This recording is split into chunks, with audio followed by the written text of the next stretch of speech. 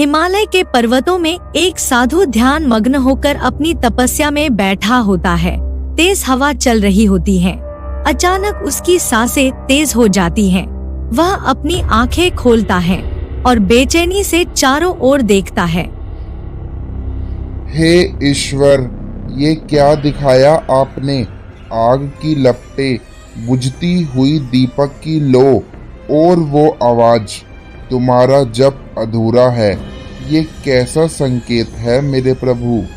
वह तुरंत उठकर अपने गुरुदेव के पास जाता है। गुरुदेव, मुझे क्षमा करें, लेकिन आज ध्यान के दौरान जो अनुभव हुआ उसने मेरी आत्मा को झकझोर दिया है। मैंने वर्षों तपस्या की, वेद पढ़े, मंत्रों का जाप किया, फिर भी भीतर शांति नहीं है।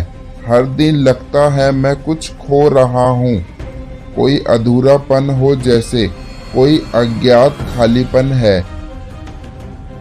पुत्र, जिस ज्ञान का अभिमान हो जाए वह अधूरा ही रहता है।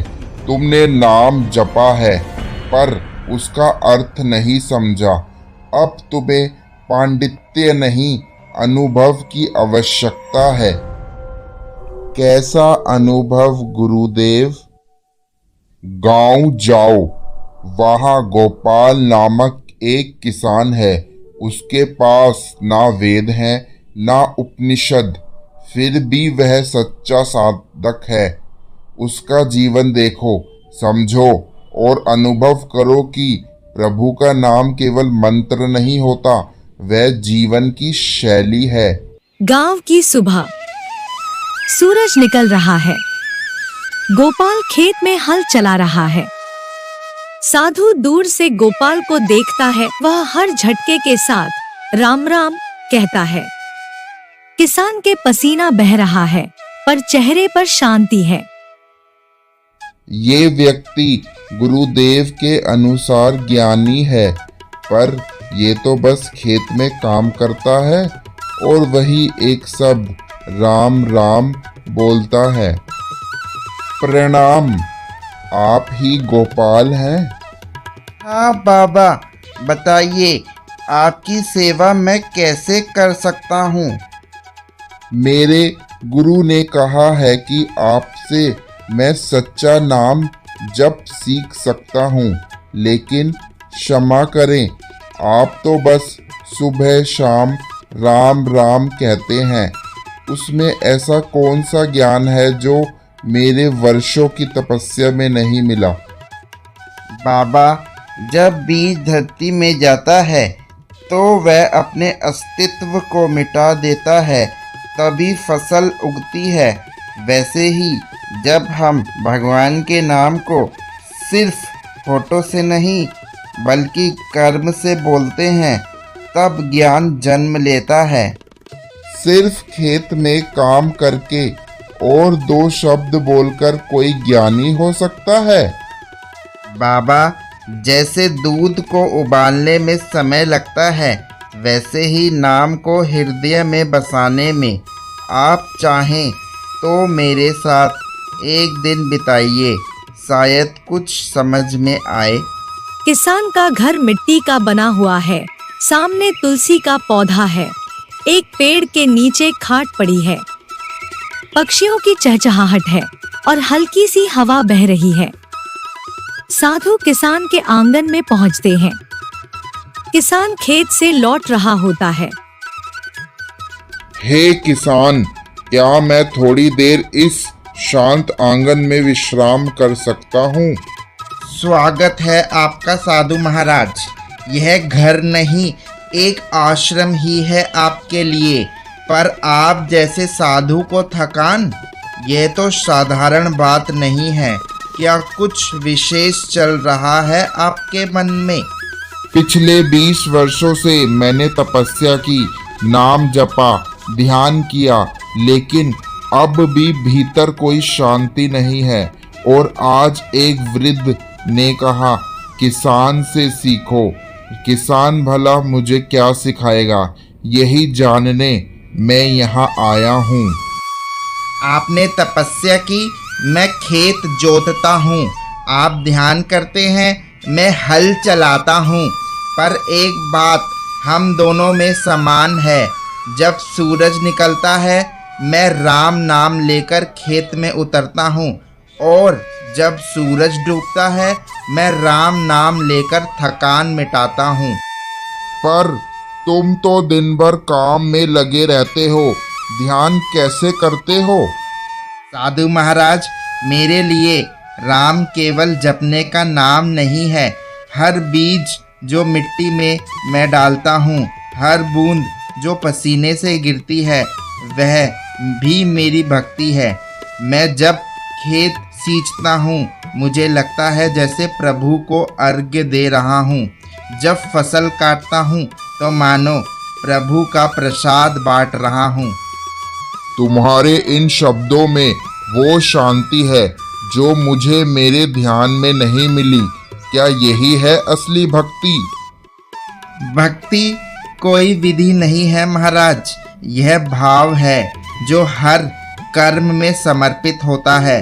आपने प्रभु को मंदिर में खोजा, मैंने उन्हें अपनी मिट्टी में पाया। जो काम मैं राम को देख ले वही सच्चा साधक होता है। साधु पूरा दिन गोपाल के साथ बीता कर शाम को आश्रम में पहुंचता है। गुरुदेव ध्यान से बाहर निकलते हैं। साधु उनके चरणों में बैठ जाता है। गुरुदेव, मैंने गोपाल के साथ दिन बिताया। मैंने देखा उसने ना किसी वेद का पाठ किया, ना मंत्रों की माला पकड़ी, फिर भी हर क्षण हर श्वास में उसका प्रभु उसके साथ था। उसके शब्द नहीं, उसके कर्म बोले। फिर भी मेरे मन में कुछ अधूरा सा है, जैसे कोई पर्दा है जो पूरी समझ से मुझे रोक रहा है। ज्ञान केवल सुनने और देखने से नहीं आता पुत्र, कभी कभी आत्मा को तपाकर ही सत्य का प्रकाश मिलता है। अब समय है अग्नि परीक्षा का। गुरुदेव एक जलता हुआ दीपक साधु को थमाते हैं। यह दीपक प्रभु के नाम की प्रतीक अग्नि है। तुम्हारा कार्य है इसे लेकर उसी गांव तक जाना जहां से तुम लौटे हो। लेकिन ध्यान रहे, दीपक की लो बुझनी नहीं चाहिए। रास्ता कठिन है, हवा तेज हो सकती है, पर परीक्षा केवल दीपक की नहीं, तुम्हारे संयम, विवेक और समर्पण की भी है। गुरुदेव, यह अग्नि अब केवल दीपक की नहीं, मेरी साधना की अग्नि है। मैं इसे किसी भी हालत में बुझने नहीं दूंगा। यह मेरे वर्षों की तपस्या का प्रतीक है। यह मेरा प्रण है।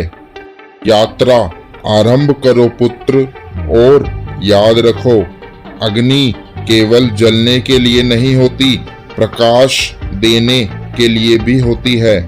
साधु गुरुदेव के बताए मार्ग पर दीपक को लेकर निकल पड़ता है। पथरीला पहाड़ी रास्ता, शाम का झुकता सूरज। साधु धीरे धीरे चल रहा है, हाथ में दीपक थामे। हवा तेज है, वह लौ को अपने गेरुए वस्त्रों से ढकने की कोशिश करता है। हर कदम के साथ यह अग्नि मेरे भीतर की लौ को मजबूत कर रही है। गुरुदेव ने जो कहा उसकी गूंज मेरे भीतर है, संयम, समर्पण और साहस। अचानक उसे दूर से बच्चों के रोने की आवाज सुनाई देती है। वह रुकता है, ध्यान केंद्रित करता है। बाबा, मेरे भाई को चोट लग गई है, देखो ना, खून भी बह रहा है, कोई मदद भी नहीं मिल रही। एक बच्चा जमीन पर गिरा हुआ है, उसके माथे से खून बह रहा है। दूसरा बच्चा कांप रहा है। साधु घबरा जाता है। यदि मैं दीपक जमीन पर रख दूं तो हवा से बुझ सकता है, और यदि मैं बच्चों की मदद ना करूं तो क्या मेरी साधना सार्थक है? गुरुदेव ने कहा था, लो बुझनी नहीं चाहिए। वह गहरी सांस लेता है, दीपक जमीन पर सावधानी से रखकर तुरंत बच्चे के पास जाता है। डर मत बेटा, अब मैं आ गया हूँ, सब ठीक हो जाएगा, तू मेरी ही जिम्मेदारी है। साधु अपने वस्त्र से बच्चे का खून पोंछता है, पास की जड़ी बूटियां लगाता है। आप बहुत अच्छे बाबा हैं। इसी बीच एक झोंका आता है और दीपक बुझ जाता है। साधु उस ओर देखता है शांति से। वह आंखें बंद कर लेता है। घायल बच्चा ठीक हो जाता है। दोनों बच्चे साधु को धन्यवाद बोलते हैं और प्रणाम करके चले जाते हैं। प्रभु, दीपक बुझ गया, पर शायद पहली बार मेरी आत्मा जल उठी है। आज पहली बार लगा आपकी सच्ची उपस्थिति क्या होती है। आप मंत्रों में नहीं, करुणा के आंसुओं में हो। आप लो में नहीं, बल्कि सच्चे कर्मों में हो। रात का समय। साधु लौटता है, हाथ में बुझा दीपक लिए। गुरुदेव ध्यान मग्न है। साधु सिर झुकाकर उनके पास बैठ जाता है। गुरुदेव, लो बुझ गई। मैं असफल रहा। मैं इसे संभाल सकता था, लेकिन दो बच्चों की चीखें, उनकी आंखों का भय, मैं नहीं रोक पाया खुद को। मैं जानता हूँ कि मैंने परीक्षा तोड़ दी, लेकिन शायद पहली बार मुझे शांति मिली है। पुत्र, यही तो वास्तविक ज्ञान है। दीपक बुझा नहीं है, वो जल उठा है तुम्हारे भीतर। क्या मतलब गुरुदेव? दीपक की लो तो प्रतीक थी, सच्ची लो वह है जो आत्मा में प्रज्वलित हो। जब तुम नाम को सेवा में बदलते हो, जब तुम किसी के आंसू पूछते हो, वही सच्चा नाम है। प्रभु मंत्रों में नहीं, करुणा में बसते हैं। अब मुझे समझ आया गुरुदेव।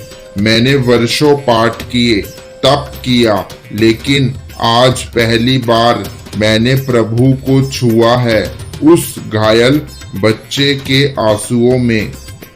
सच्चा नाम तब मिलता है जब मन, कर्म और वाणी एक हो जाएं।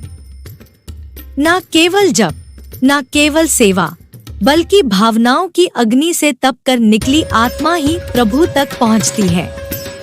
अगर ये कहानी आपके दिल को छू गई हो, तो कमेंट में बताइए आपके लिए सच्ची भक्ति क्या है।